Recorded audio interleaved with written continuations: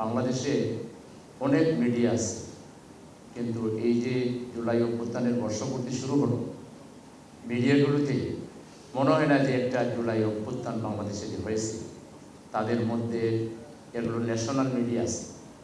এই ন্যাশনাল মিডিয়ার বেশিরভাগ, সাম এক্সেপশন, এরাই মূলত বিগত ফ্যাসিস্টদেরকে সবচেয়ে বেশি সহযোগিতা করেছে।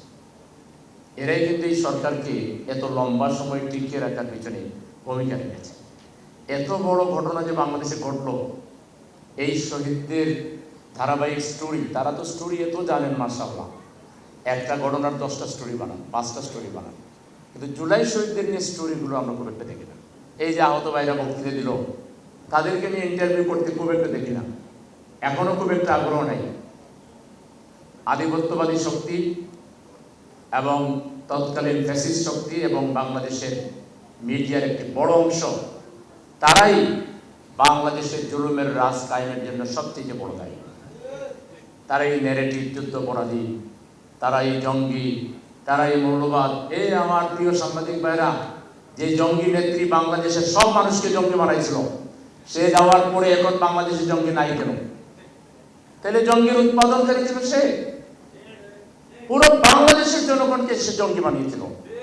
আর এই মিডিয়াগুলো খেয়ে না খেয়ে এগুলোকে ভালো করে এস্টাবলিশ করার জন্য, প্রচার করার জন্য তারা আদা জল ফেলে গেছে। আপা আপা আপা আপা আপা আপা আপা মুখে ফেলা ফেলেছে। হাই রে আপা রে, বেশি বাড়াবাড়ি করলে আওয়ামী লীগ এইভাবে পতন হবে, এটা আওয়ামী লীগও ভাবে না, এটা আমরাও ভাবে না। কিন্তু এই মিডিয়াগুলো এবং আধিপত্যবাদীরা তাদেরকে 5 আনা গোলাম হিসেবে এখানে রাখবার জন্য যেভাবে এদেরকে পচিয়েছে, এখন একটা ঘৃণার নাম হচ্ছে আওয়ামী লীগ। এত বড় একটা রাজনৈতিক দল ছিল এক সময়, কিন্তু এখন তাদের কোনো খাওয়া নেই। আজকে এখনো দাবি করতে হচ্ছে জুলাই ইশতেহার করতে হবে, এখনো দাবি করতে হচ্ছে আমাদের শহীদ পরিবারকে পর্যাপ্ত মর্যাদা দিতে হবে, আমাদেরকে দাবি করতে হচ্ছে আহতদেরকে সহযোগিতা করতে হবে। কেন এই দাবিটা করা দরকার? এখানেও পরিকল্পিতভাবে সে আধিপত্যবাদী শক্তি কাজ করেছে। পরিকল্পিতভাবে আমাদের সরকারকে, প্রফেসর ইউনূস সাহেবের সরকারকে এক ধরনের বিভ্রান্তির মধ্যে রেখেছে।